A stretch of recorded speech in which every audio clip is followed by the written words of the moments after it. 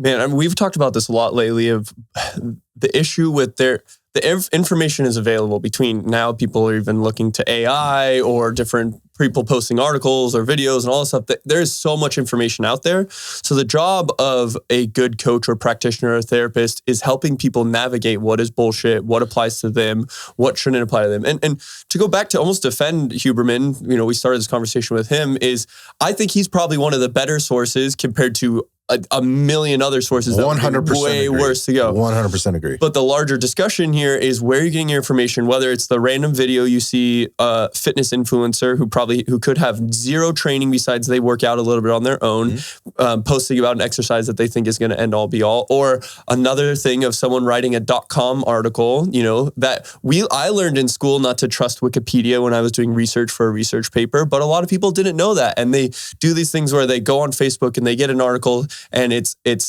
shock and awe and this information that, this is the thing that causes this, or this is the thing that I shouldn't be reading, or this is the thing that I shouldn't be doing. This is the thing that's the key to my better health. And that's where this age of information is honestly, it's almost more frustrating, more challenging for me on my side of things versus being a coach 20, 30 years ago where there wasn't as much information just constantly that you have to sift through. Right. So that's where this discussion with Huberman of, it's not that all the information was bad. And like you said, there was some that was good. There wasn't wrong. This one applies. But for people now, they're going to feel empowered, which is good to feel empowered as an individual, but you might almost feel too empowered at this point to go and assess yourself and do these exercises, which I can tell you, even though he gives a description of exercises, a lot of people are going to go try those exercises and they'll probably still execute it wrong. And they'll execute it very wrong, which you're going to say, hey, maybe that thing is lighting up your issue. But this is what I should do. I'm in extreme back pain. Why are these exercises not working for me? Yeah, because maybe you are applying the right exercise. You're just not executing it properly. Exactly. And that is now become an issue and you won't know that. You just walk away with that exercise didn't work for me. Which, talk about people not knowing what they don't know. Talk about people executing an exercise. People don't know that. I think he had a lot of prefaces in his podcast as far as, make sure that you go and you have an assessment and, sure these, here are some exercises, but, this definitely isn't the end all be all. Yeah. But he also made references to other researchers and practitioners and, this is what so-and-so says, or this is what so-and-so says. And maybe what could have been done better is actually have those three individuals that he was referencing on and have kind of like a conversation about it instead of it being a standalone podcast. Well, so here's the thing. This is the next part of this. Yes. This is the next part of this. And he was saying, I will have them on. I will have them on, yes. Or, I'll put their references and links to their information and their research and stuff like that. But, but I'm still going to do this 2-hour-long podcast alone because I want to get this content out right now. And there you go. Yeah. What do you say? That speaks to something I'm going to do this 2-hour-long podcast alone because I want to get this content out. Mm-hmm. So I almost view it in some ways of his doing all this preface of insulting someone, but apologizing right after. That's kind of right before it. That's kind of what he's doing. I'm prefacing, hey, don't take me too hard on this. Hey, there's these considerations. Hey, Stuart McGill is going to think these things and say these things. Mm-hmm. But I'm still going to give you all this information and talk about this for 2 hours. Right, because I think you're searching for a topic that you need to talk about. And sometimes, look, we've been in here plenty of times where we're like, hey, what do we think's relevant? Yeah. Like what should we be talking about right now? I never want to put out anything that, we don't feel is important to talk about at some level.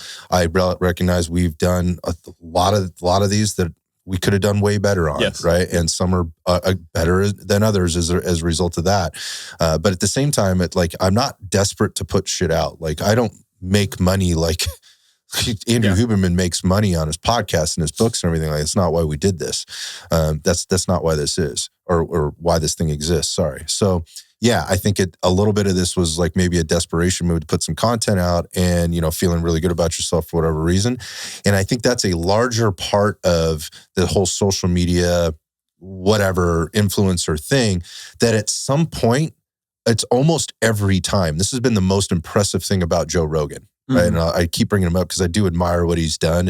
And as a business person and as a man, just as a human in terms of sticking to his guns, he hasn't really compromised. He just is who he is, right? And at the same time, like when it comes to the money part and the fame part, like he's been very clear, like, I'm going to do what I'm going to do. Yeah.